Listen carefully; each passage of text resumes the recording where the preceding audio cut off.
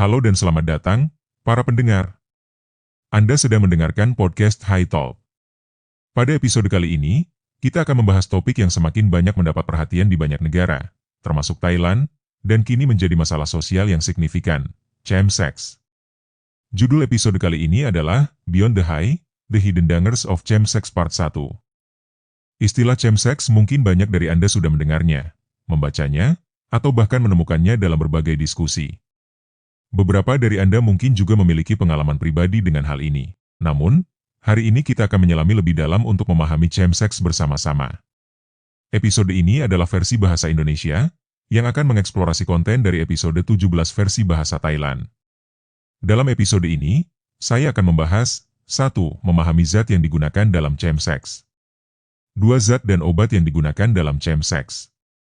Jadi, mari kita mulai dan ungkap bahaya tersembunyi yang ada di balik chemsex, lebih dari sekadar permukaan. 1. Memahami zat yang digunakan dalam chemsex.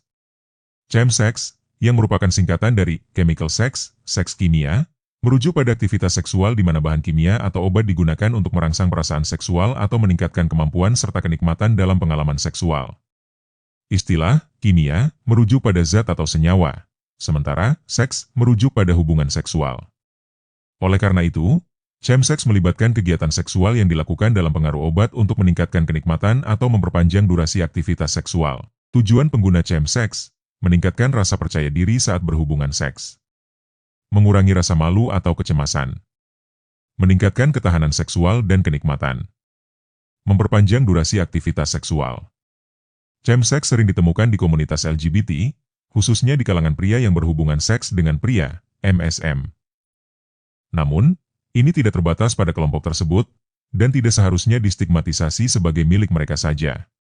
Faktanya, chemsex dapat ditemukan dalam berbagai konteks sosial, terutama dalam pesta seks atau kegiatan kelompok. Yang menarik, chemsex tidak hanya didorong oleh hasrat seksual semata. Aktivitas ini juga terkait erat dengan kebutuhan emosional, seperti kesepian, stres, rasa tidak aman, kecemasan, atau stigma sosial. 2. Zat dan obat yang digunakan dalam chemsex. Terdapat beberapa zat yang umum digunakan dalam chemsex, yang masing-masing mempengaruhi tubuh dan pikiran dengan cara yang berbeda. Berikut adalah beberapa contoh. 1. Metamfetamin. Nama lengkap, metamfetamin hidroklorida. Nama umum, meth, crystal meth, tina, ice, sabu, yaba, dan lain-lain. Penampilan, kristal jernih, seperti kaca. Tidak berbau dan tidak berwarna. Larut dalam air. Sifat-sifat, merupakan stimulan kuat untuk sistem saraf pusat. Meningkatkan kadar dopamin di otak. Meningkatkan kewaspadaan, kepercayaan diri, dan keinginan seksual. Cara penggunaan, dihisap menggunakan pipa kaca atau alat khusus. Disuntikan ke dalam aliran darah setelah dilarutkan dalam air. Dihisap dalam bentuk bubuk. Kadang-kadang dikonsumsi dengan mencampurkannya ke dalam minuman, tidak umum. Diletakkan di bawah lidah untuk penyerapan cepat. Sering digunakan dalam aktivitas seksual untuk meningkatkan kewaspadaan. Efek, peningkatan energi dan kewaspadaan. Peningkatan keinginan seksual. Mengurangi rasa lelah dan lapar. Efek samping, detak jantung cepat, tekanan darah tinggi. Insomnia, kecemasan. Dapat menyebabkan halusinasi atau paranoia. Batasan penggunaan, risiko tinggi ketergantungan berat. Tidak boleh digunakan dengan stimulan lain. Penggunaan berlebihan dapat menyebabkan kerusakan otak permanen. Penggunaan medis, terkadang diresepkan untuk ADHD, Attention Deficit Hyperactivity Disorder, dan obesitas. Harus digunakan di bawah pengawasan medis yang ketat. Status hukum, Thailand, diklasifikasikan sebagai obat terkontrol kelas 1, ilegal. Indonesia, di Indonesia, metamfetamin diklasifikasikan sebagai zat terkontrol kelas 1 berdasarkan Undang-Undang Narkotika, Nomor 35 Tahun 2009. Ini berarti bahwa metamfetamin dianggap sebagai narkotika dengan risiko tinggi yang tidak memiliki penggunaan medis yang sah dan dilarang keras di negara ini. Kepemilikan, distribusi, produksi, atau perdagangan metamfetamin dapat dikenakan sanksi berat, termasuk hukuman penjara panjang hingga hukuman mati bagi mereka yang terlibat dalam perdagangan narkoba dalam skala besar, global, ilegal di banyak negara, kecuali untuk penggunaan medis yang terkontrol. 2. GBL. Nama lengkap, gamma-butyrolactone. Nama umum, GBL, cleaner, ink remover, dan lain-lain. Penampilan, cairan jernih, tidak berwarna, tidak berbau. Larut dalam air. Sifat-sifat, merupakan prekursor untuk GHB ketika dimetabolisme di dalam tubuh. Bertindak sebagai depresan, mirip dengan alkohol. Menyebabkan relaksasi dan menurunkan hambatan. Cara penggunaan, dijatuhkan ke dalam minuman. Dikonsumsi langsung dengan menggunakan pipet. Digunakan sebelum aktivitas seksual untuk meningkatkan sensasi. Dicampur dengan zat lain, sangat berisiko. Dikombinasikan dengan GHB, berubah menjadi GHB dalam tubuh. Pengukuran dosis yang tepat sangat penting untuk menghindari overdosis. Efek, euforia, relaksasi. Peningkatan keinginan seksual. Perasaan mabuk. Efek samping, mual, muntah. Pernapasan melambat, tekanan darah rendah. Risiko kehilangan kesadaran saat overdosis. Risiko kematian ketika dikombinasikan dengan alkohol. Batasan penggunaan, rentang dosis yang aman sangat sempit. Sulit untuk mengontrol jumlah yang dikonsumsi. Risiko tinggi terjadinya pelecehan seksual ketika digunakan dalam situasi tertentu. Risiko tinggi terlibat dalam kejahatan pelecehan seksual.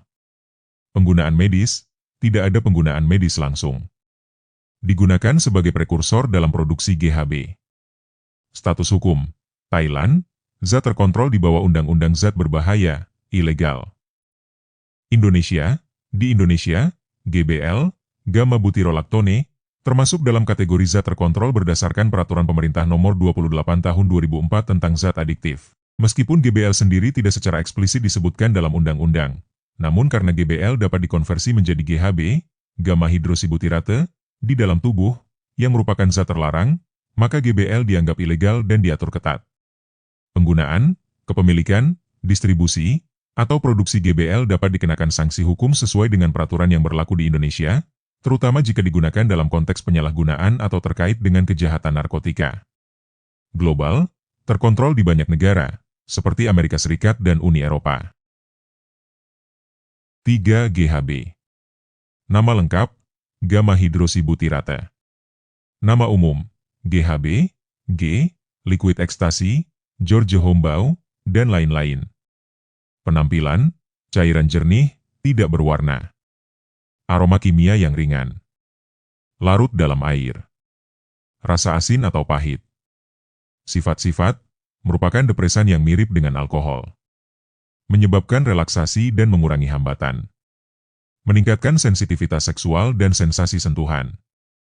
Cara penggunaan, dijatuhkan ke dalam minuman. Dikonsumsi langsung menggunakan pipet. Digunakan sebelum atau selama berhubungan seks.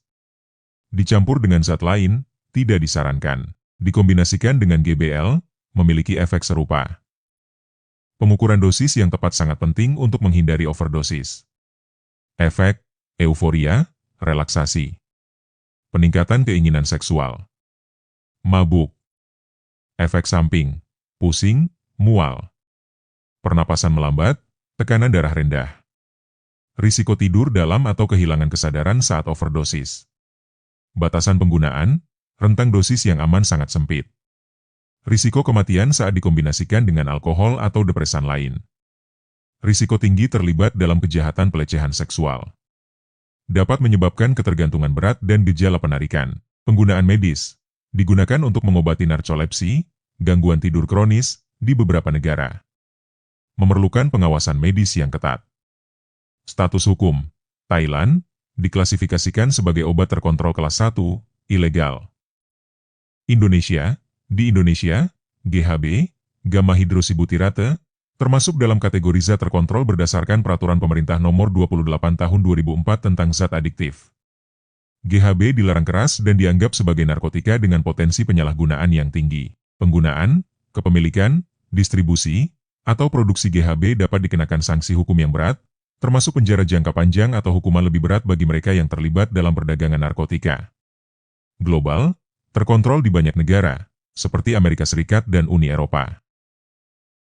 Perbandingan antara GBL dan GHB, GBL dan GHB memiliki banyak kesamaan, tetapi GBL lebih kuat dan bekerja lebih cepat daripada GHB, membuatnya lebih rentan terhadap overdosis. Oleh karena itu, sangat penting untuk berhati-hati dalam mengukur dosisnya. 4. Ketamine. Nama lengkap, ketamine hidroklorida. Nama umum, K, Special K, Cat Valium, Jet K, KitKat, Kahol, Moonrocks, dan lain-lain. Penampilan, bubuk putih. Cairan bening. Bau ringan. Larut dalam air. Tersedia dalam bentuk kapsul atau semprotan hidung, Spravato. Sifat-sifat, anestetik yang bekerja cepat. Bertindak sebagai depresan dan menyebabkan disosiasi. Digunakan dalam chemsex untuk meningkatkan perasaan seksual dan mengurangi rasa sakit. Cara penggunaan, dicium sebagai bubuk. Disuntikkan ke otot atau pembuluh darah. Dikonsumsi secara oral dengan mencampurkannya dalam minuman. Digunakan sebelum atau selama aktivitas seksual. Dikombinasikan dengan zat lain, seperti meth. Efek, disosiasi, merasa terpisah dari kenyataan. Euforia dan tanpa rasa sakit. Dapat menyebabkan kahol, keadaan ketidaksadaran namun dengan kesadaran sebagian. Efek samping, kehilangan ingatan jangka pendek. Detak jantung cepat, tekanan darah tinggi. Dapat menyebabkan halusinasi atau paranoia. Batasan penggunaan, risiko overdosis dan ketidaksadaran. Dapat menyebabkan kecanduan zat. Penggunaan dengan zat lain meningkatkan risiko kematian. Penggunaan medis, digunakan sebagai anestetik dalam kedokteran hewan dan manusia. Digunakan untuk mengobati depresi pada kasus depresi yang tidak merespon pengobatan dengan pengawasan medis yang ketat. Status hukum, Thailand, diklasifikasikan sebagai obat terkontrol kelas 2, ilegal, dan diatur penggunaannya serta kepemilikannya. Indonesia, di Indonesia diklasifikasikan sebagai obat terkontrol. Penggunaannya diatur dengan ketat, terutama untuk keperluan medis seperti sebagai anestetik dalam prosedur bedah. Ketamine tidak diperbolehkan untuk penggunaan rekreasional dan penggunaannya untuk tujuan non-medis, seperti dalam chemsex, adalah ilegal. Penyalahgunaan ketamine dapat dikenakan sanksi hukum, sesuai dengan Undang-Undang Narkotika Nomor 35 Tahun 2009, yang mengatur zat-zat yang berpotensi menyebabkan kecanduan. Ketamine termasuk dalam kategori obat yang dapat menyebabkan dampak buruk jika disalahgunakan, seperti gangguan kesehatan jangka panjang atau ketergantungan. Secara umum, ketamine hanya dapat digunakan di bawah pengawasan medis yang ketat dan tidak dapat diperdagangkan secara bebas di Indonesia. Global, dikendalikan di banyak negara namun masih digunakan secara medis. 5. Kokain. Nama lengkap, kokain hidroklorida. Nama umum, coke, blow, snow, flake, nose candy, dan lain-lain. Penampilan, bubuk putih. Larut dalam air. Sifat-sifat, stimulansia yang bekerja dengan cepat. Menghambat reuptake neurotransmitter seperti dopamin, serotonin, dan norepinefrin. Memiliki sifat anestesi lokal. Cara penggunaan, dicium sebagai bubuk. Disuntikkan ke pembuluh darah setelah dilarutkan dalam air. Dihisap dalam bentuk cerak kokain. Digunakan secara topikal dalam pengaturan medis, seperti untuk anestesi lokal. Efek, meningkatkan kewaspadaan dan rasa percaya diri. Meningkatkan dorongan seksual. Perilaku impulsif, detak jantung cepat, pupil yang membesar. Efek samping, detak jantung yang tidak teratur. Tekanan darah tinggi. Halusinasi. Batasan penggunaan, risiko kecanduan yang tinggi. Tidak boleh dicampur dengan alkohol, dapat menyebabkan efek fatal seperti cocaetilene. Tidak ada antidot yang langsung untuk overdosis. Penggunaan medis, digunakan sebagai anestesi lokal pada telinga, hidung, dan tenggorokan, serta dalam beberapa jenis pembedahan, seperti rinoplasti, operasi hidung. Jarang digunakan dalam praktik medis modern karena risiko yang terlibat. Status hukum, Thailand, diklasifikasikan sebagai obat terkontrol kelas 2, ilegal.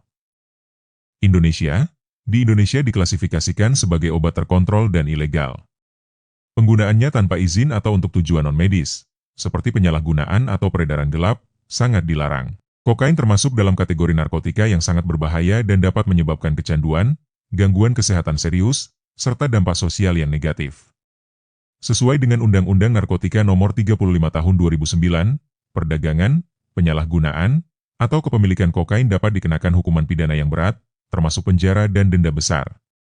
Kokain hanya dapat digunakan dalam keperluan medis tertentu oleh tenaga medis yang terlatih dan di bawah pengawasan ketat. Global, dikendalikan, meskipun dapat digunakan dalam konteks medis dengan pembatasan. 6. MDMA. Nama lengkap, 3,4-metilenedoksimetan. Nama umum, MDMA, ekstasi, molly, obat cinta, dan lainnya. Penampilan, tablet berwarna-warni atau bubuk putih. Beberapa tablet memiliki simbol atau logo. Sebagian larut dalam air. Sifat-sifat, stimulansia dan halusinogen ringan. Meningkatkan kadar serotonin di otak. Menciptakan perasaan kebahagiaan, keterhubungan dengan orang lain, dan peningkatan seksual. Cara penggunaan, ditelan dalam bentuk tablet yang paling umum. Dilarutkan dalam minuman untuk penyerapan yang lebih cepat. Diisap sebagai bubuk, lebih jarang. Disuntikkan ke dalam pembuluh darah, sangat berisiko. Digunakan sebelum atau selama berhubungan seksual untuk meningkatkan koneksi dan kenikmatan. Efek, perasaan kebahagiaan dan cinta. Sensitivitas yang meningkat terhadap cahaya, suara, dan sentuhan. Peningkatan dorongan seksual. Efek samping, mulut kering, keringat berlebihan. Detak jantung meningkat, tekanan darah tinggi. Depresi pasca penggunaan. Batasan penggunaan, risiko dehidrasi atau kepanasan. Dapat merusak sel-sel otak dengan penggunaan yang sering. Penggunaan dengan zat lain dapat meningkatkan risiko kematian. Penggunaan medis, saat ini sedang diuji untuk mengobati PTSD dan depresi. Tidak secara luas disetujui untuk penggunaan medis. Status hukum, Thailand, diklasifikasikan sebagai obat terkontrol kelas 1, ilegal. Indonesia, MDMA, 3,4-metilenedoksimetan, di Indonesia diklasifikasikan sebagai narkotika yang ilegal. Penggunaannya di luar keperluan medis sangat dilarang. MDMA termasuk dalam daftar narkotika yang memiliki potensi penyalahgunaan tinggi dan dapat menyebabkan kecanduan serta dampak kesehatan serius. Menurut Undang-Undang Narkotika Nomor 35 Tahun 2009, perdagangan, kepemilikan, atau penyalahgunaan MDMA dapat dikenakan sanksi pidana yang berat, termasuk penjara dan denda. Saat ini, MDMA tidak disetujui untuk penggunaan medis secara luas di Indonesia dan hanya digunakan dalam uji klinis terbatas.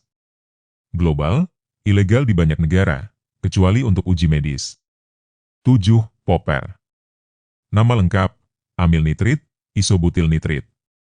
Nama umum, popper, poppers, rush, junglejuich, liquid gold, locker room, ami, snapper, trust, dan lain-lain. Penampilan, cairan volatil. Bau tajam dan khas. Dikemas dalam botol kecil untuk dihirup. Sifat-sifat, vasodilator, yang melebarkan pembuluh darah. Menyebabkan euforia dan relaksasi segera.